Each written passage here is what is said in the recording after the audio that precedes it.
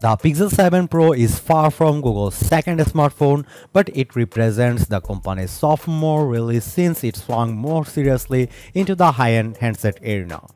The $899 US price hasn't changed, but this phone offers a lot more than already impressive Pixel 6 Pro of last year. The Google Pixel 7 Pro introduces an ever smarter Tensor G2 processor, a longer 5x telephoto camera with up to 30x digital zoom, face unlock, longer battery life, and faster charging.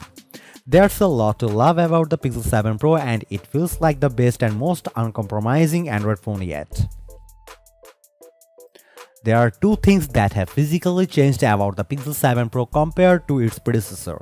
It's 0.1 inches shorter, so it's ever so slightly less gargantually tall and more pocketable.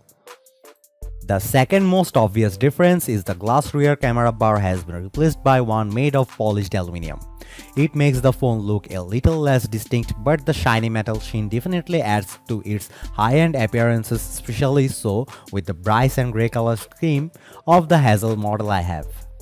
As for changes you can't spot so easily, the screen hits a higher maximum brightness of 1500 nits, making it easier to see outside. That's a big jump up from the Pixel 6 Pro's 800 nit display, and I can definitely see things better in sunny daylight than the Google Pixel's previous handset. The screen here also still refreshes at up to 120Hz, and thankfully Android 12 adds some smoother animations to keep up with it. The Pixel 7 Pro comes rocking Google's second generation Tensor G2 processor. It definitely provides some added oomph to the phone's performance, but it's not as noticeable with day-to-day operation. The Tensor G2 flexes its muscle most by having the amount of time it takes to take a night sight photo, meaning you don't have to wait as long for images to process. The same goes for basically any photo you take, the final HDR rendering appears just as you preview it instead of having to wait a moment or two for it to process. The Tensor G2 also powers some even more impressive speech recognition features.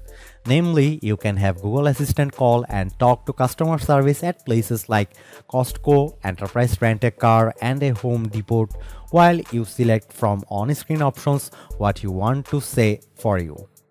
Google plans to add support for even more service numbers, so hopefully being on hold with customer service will be a thing of the past.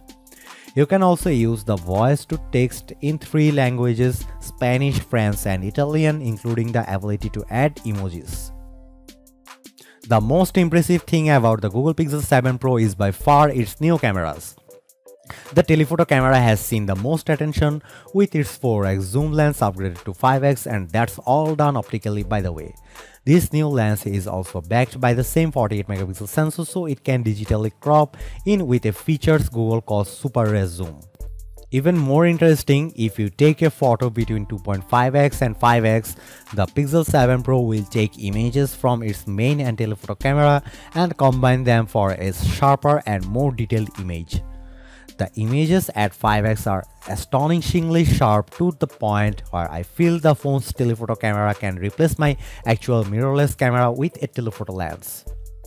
What's more, the reach of super res zoom has been extended from 20x to 30x.